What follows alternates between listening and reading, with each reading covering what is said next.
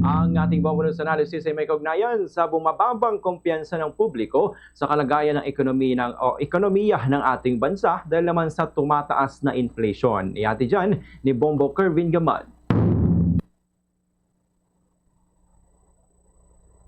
Muling bumaba ang kumpiyansa ng mga mamamayan sa kalagayan ng ekonomiya habang inaasahang tataas pa ang inflation ngayong Abril. Ayon sa Bangko Sentral ng Pilipinas, maaaring pumaluho sa 5.6 hanggang 6.4%. Mas mataas kumpara sa mga nakaraang buwan.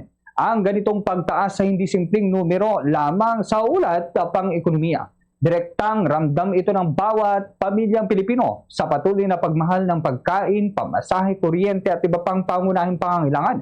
Ang pagtaas ng presyo ng produktong petrolyo, bigas, isda at karne ay lalo pang nagpapabigat sa araw-araw na gastusin habang ang paghina ng piso ay nagdaragdag pa sa pressure ng import-dependent na economy ng bansa.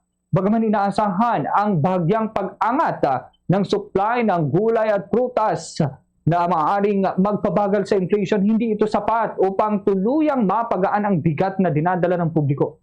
Ang mga panandaliang solusyon ay hindi rin makakabura sa mas malalim na problema ng istruktura ng ekonomiya, mula sa mataas na gastos sa produksyon hanggang sa epekto ng pandaigdigang krisis at tensyon sa pandaigdigang merkado ng langis.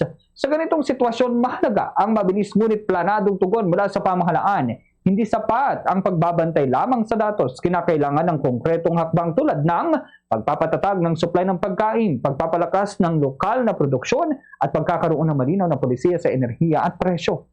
Ang pagtaas ng inflation ay paalala na ang paglago ng ekonomiya ay dapat maramdaman ng karaniwang mamamayan.